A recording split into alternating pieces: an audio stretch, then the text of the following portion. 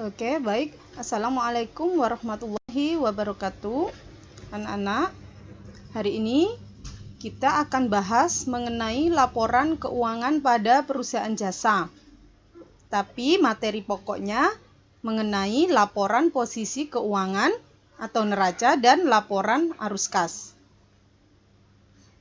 Adapun kompetensi dasar pada materi hari ini masih tetap sama dengan pertemuan minggu kemarin, yaitu terkait dengan kompetensi dasar 3.7 dan 4.7. Karena materi pokok bahasanya berbeda, maka indikator pencapaian kompetensinya juga berbeda. Yang pertama, mengidentifikasi bentuk format laporan keuangan neraca dan laporan arus kas pada perusahaan jasa. Yang kedua, menganalisis akun-akun yang terkait dalam penyusunan laporan keuangan neraca dan laporan arus kas pada perusahaan jasa. Yang ketiga, merumuskan prosedur penyusunan laporan neraca dan laporan arus kas. Yang keempat, menyusun laporan keuangan neraca dan laporan arus kas pada perusahaan jasa. Adapun tujuan pembelajaran pada materi hari ini, kalian nanti diharapkan mampu yang pertama menjelaskan terkait pengertian laporan keuangan neraca dan laporan arus kas dengan baik. Yang kedua, mengidentifikasi bentuk format laporan neraca dan laporan arus kas pada perusahaan jasa dengan tepat. Yang ketiga, menganalisis akun-akun yang terkait dalam penyusunan laporan neraca dan laporan arus kas pada perusahaan jasa dengan tepat. Yang keempat, merumuskan penyusunan laporan neraca dan laporan arus kas pada perusahaan jasa dengan benar. Yang kelima, menyusun laporan neraca dan laporan arus kas pada perusahaan jasa dengan baik dan benar. Pada siklus akuntansi perusahaan jasa, laporan keuangan ada pada posisi di sini.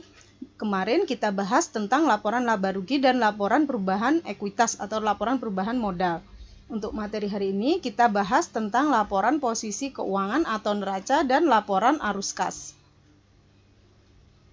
Apa itu neraca? Neraca sering disebut sebagai timbangan. Dalam bahasa Inggris, neraca disebut sebagai balance sheet atau lembar keseimbangan.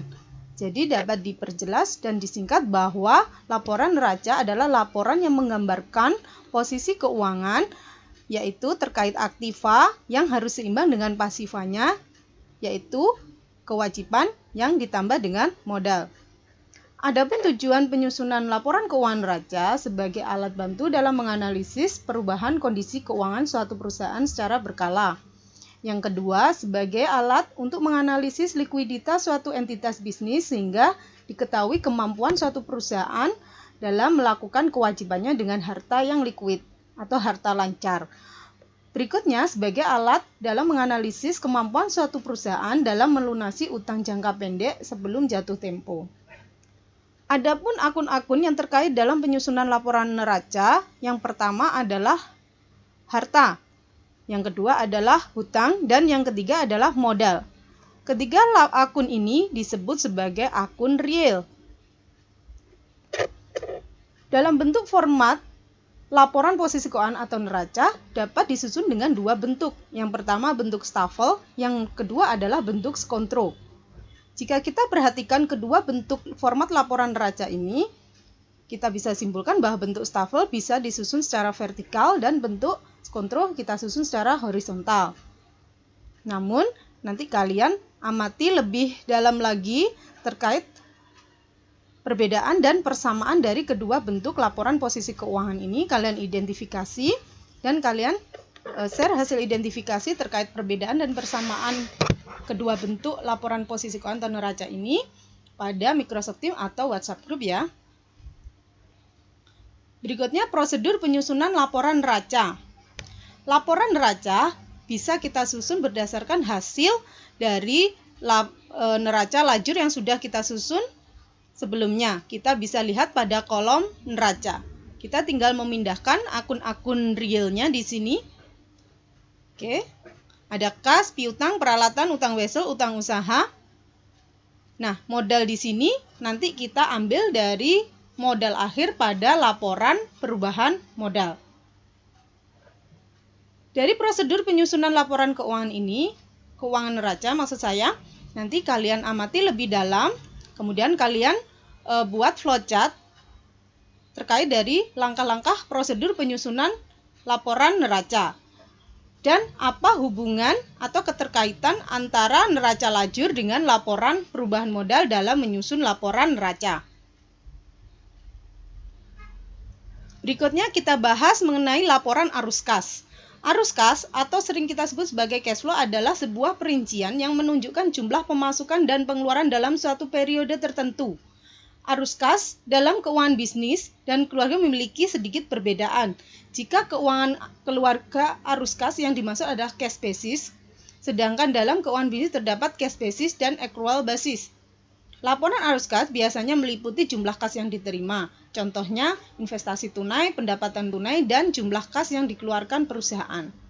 Adapun tujuan penyusunan laporan arus kas yaitu mengetahui kemampuan entitas dalam mendapatkan arus kas, mengetahui transaksi yang terkait dengan investasi dan pendanaan kas, kemampuan entitas dalam untuk membayar dividen dan kewajibannya. Yang keempat, keterangan atas perbedaan antara angka laba bersih dan kas bersih. Adapun komponen arus kas masuk maupun keluar, kita bisa identifikasi melalui 3 kegiatan. Yang pertama adalah kegiatan operasi atau operasional, yang kedua kegiatan investasi, dan yang ketiga adalah kegiatan pendanaan. Bentuk format arus kas ada 2. Jadi arus kas bisa disusun dengan 2 metode, metode tidak langsung dan metode langsung. Seperti ini. Contohnya, kalian amati, kemudian juga kalian identifikasi persamaan dan perbedaan serta akun-akun yang terkait dalam penyusunan laporan arus kas, baik menggunakan metode tidak langsung maupun menggunakan metode langsung. Prosedur penyusunan arus kas. Nah, di sini ada semacam gambar ya. Di sini ada kita membandingkan 2 neraca, yaitu neraca tahun lalu dan tahun sekarang. Anggap saja kita pada posisi tahun 2013. Ini untuk penyusunan laporan arus kas dengan metode tidak langsung. Jadi kita membandingkan terlebih dahulu kedua neraca, yaitu neraca tahun lalu dan tahun sekarang, kemudian kita buat mutasi. Hasilnya nah ini hasil pendapatan, kita ambil dari pendapatan yang ada di hasil mutasi atau hasil perbandingan 2 neraca. Untuk menghafal rumus penyusunan arus kas, kita bisa artinya bahwa dari pendapatan ditambah aset awal. Nah, di sini contoh penyusunan laporan arus kas dengan metode tidak langsung. Ada 2 contoh neraca, yaitu ini di neraca 2014 dan neraca tahun 2015. Kita bandingkan, kemudian kita catat dalam mutasi. Ini mutasi yang dimaksud. Jadi kita buat perbandingannya, kemudian kita buat mutasinya, yaitu kita analisa terkait kenaikan dan penurunan kas dari beberapa transaksi atau akun. Nah, kalau sudah kita buat mutasi, kemudian baru kita menyusun laporan arus kas. Dari hasil mutasi ini kita pindahkan. Ya. Nah, di sini ada laporan arus kas. Di sini juga dari neraca, dan ini dari laporan laba rugi. Nah, di sini perhitungannya ya, A, B, C. Kemudian mendapat ini untuk menghitung E-nya ini, untuk menghitung D dan menghitung C. Nah, kalian amati, kalian identifikasi, dan kalian analisa bagaimana angka-angka ini bisa dihasilkan dari data neraca komparatif dan laporan laba rugi yang telah disusun sebelumnya. Kalian diskusikan dengan teman kalian, kemudian hasilnya kalian share pada Microsoft Teams dan WhatsApp Group. Nah, jadi ada 3 tugas. Yang pertama adalah menganalisis dan mengidentifikasi bentuk dari